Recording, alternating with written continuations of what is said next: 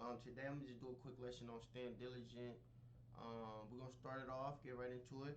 2 Corinthians chapter 10 in verse number 3.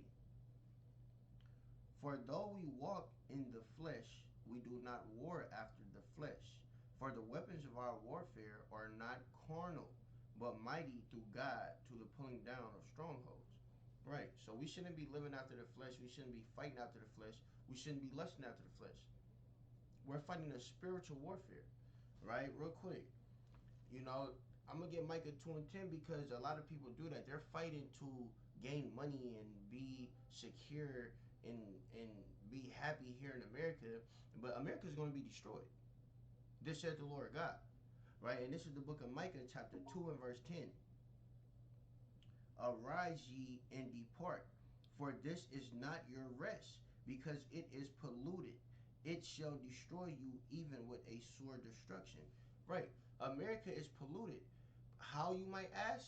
Let's get Numbers 35 and 33. This is the book of Numbers, chapter 35 and verse 33. So ye shall not pollute the land wherein ye are, for blood, it defiled the land, and the land cannot be cleansed of the blood that is shed therein, but by the blood of him that shed it. So you can't cleanse the blood of America unless the people that shed the blood, their blood is shed. That's how you cleanse it. Right? Isaiah 14:21.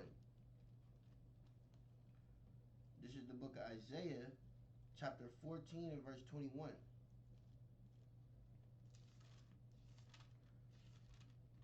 And it reads, prepare slaughter for his children for the iniquity of their fathers, that they do not rise nor possess the land, nor fill the face of the world with cities. And so that's what's coming to America. Okay, that's why when you go to Lamentations 4 and 21, it tells you that cup shall also pass unto you. Let's get that.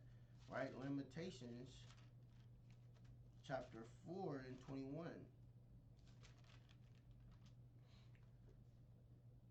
Rejoice and be glad, O daughter of Edom, that dwellest in the land of Uz. The cup also shall pass through unto thee. Thou shalt be drunken, and shalt make thyself naked. The punishment of thy iniquity is accomplished, O daughter of Zion. He will no more cry, Shalakia. He will no more carry thee away into captivity. He will visit thy iniquities, O daughter of Edom. He will discover thy sins. Right. Now, Zion is the Israelites. Edom are the Edomites. I taught you guys that in my last lesson. So what it's saying here is that for the sins of what white people are doing, like when you go to Zechariah 11 and 5, right? This is the book of Zechariah, chapter 11 and verse 5. Whose possessors slay them and hold themselves not guilty, right? So you take an instance like George Floyd, you know, or any other the victims, you know, that's died to the hand of Edomites, white people. You take them for instance, right? Who's going to pay for that? Right? Who's going to pay for that? So you have to understand that their sins, that's why when you go to Revelations 18, let's get that. Revelations chapter 18 and verse number 4.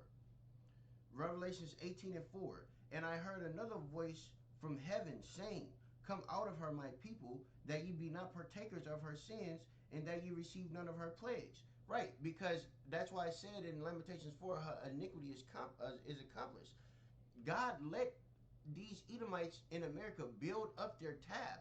It's like if you was to go out to eat with someone, and then that person said, oh, I'm gonna go to the bathroom real quick, and then they never come back. You gotta pay. You gotta pay. So that's exactly what's happening with the Edomites in America. That's why it says, come out of her, my people, so you don't be partakers of her sins and receive of her plagues. Because death and destruction is coming to this place, man. And you don't want to get caught up in it, man. So you got to come out of this place. You got to come back to the Lord. And you got to be, diligent in this thing, man.